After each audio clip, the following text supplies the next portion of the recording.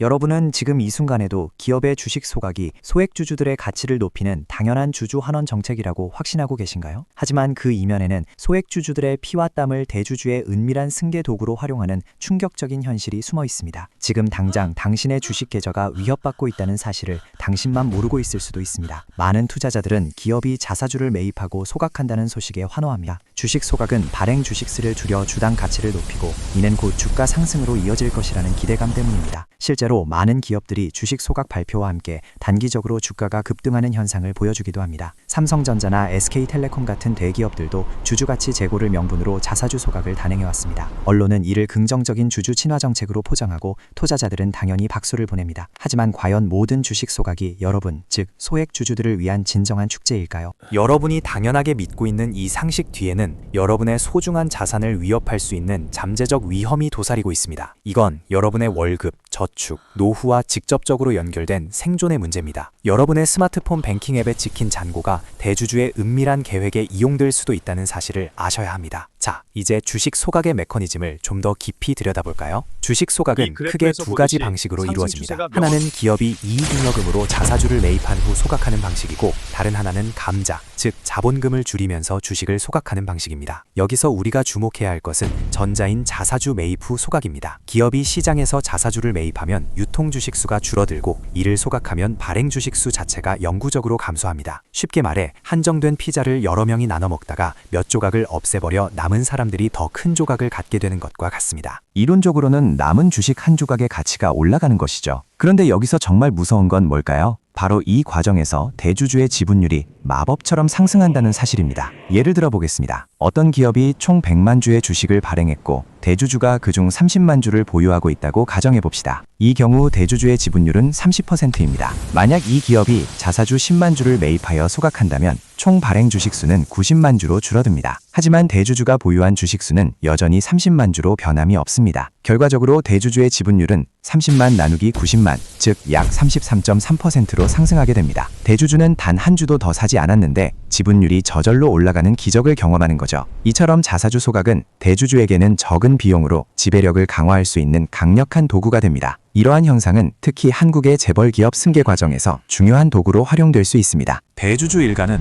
막대한 상속세 부담을 안고 있습니다. 상속세를 내려면 주식을 팔거나 아니면 다른 재원을 마련해야 합니다. 그런데 자사주 소각을 통해 지분율을 높이면 적은 비용으로도 경영권을 더욱 공고히 할 수 있습니다. 심지어 자사주 매입에 사용되는 자금은 기업의 현금성 자산, 즉 주주들의 돈입니다. 여러분의 돈으로 대주주의 지배력이 강화되는 아이러니한 상황이 벌어지는 것입니다. 숫자는 거짓말을 하지 않습니다. 그리고 여러분의 지갑도 거짓말을 하지 않죠. 이 메커니즘을 이해하는 순간 여러분의 눈에는 세상이 어제와 다르게 보일 것입니다. 자, 이제 더 심각한 얘기를 해보죠. 일반 주주가 모르는 대주주의 은밀한 승계 시나리오입니다. 대주주 일가는 자사주 매입 소각을 통해 지분율을 높인 후 이를 활용하여 경영권 승계를 더욱 용이하게 만듭니다. 예를 들어 승계 대상 자녀가 보유한 지분율이 낮을 경우 자사주 소각으로 전체 발행 주식수를 줄여 상대적으로 자녀의 지분율을 높이는 효과를 낼 수 있습니다. 이는 적은 자금으로도 안정적인 경영권 확보를 가능하게 합니다. 또한 소각으로 인해 주가가 상승하면 대주주 일가가 보유한 주식의 가치도 덩달아 올라가 담보대출이나 상속세 재원 마련에 유리하게 작용할 수 있습니다. 이는 명백히 소액주주들의 이익을 희생하여 대주주의 사적 이익을 극대화하는 행위로 볼 수 있습니다. 이러한 가짜 환원은 소액주주들에게는 잔인한 타격으로 돌아옵니다. 기업이 자사주 매입 소각을 위해 막대한 현금을 사용하면 그만큼 미래 성장 동력에 투자할 자금이 줄어들 수 있습니다. 연구개발이나 신규 사업 투자에 쓰여야 할 돈이 대주주의 지분율 방어에 쓰이는 셈이죠. 결국 기업의 장기적인 성장성이 훼손될 위험이 있습니다. 여러분이 기대했던 기업 가치 상승은 단기적인 주가 부양에 그치고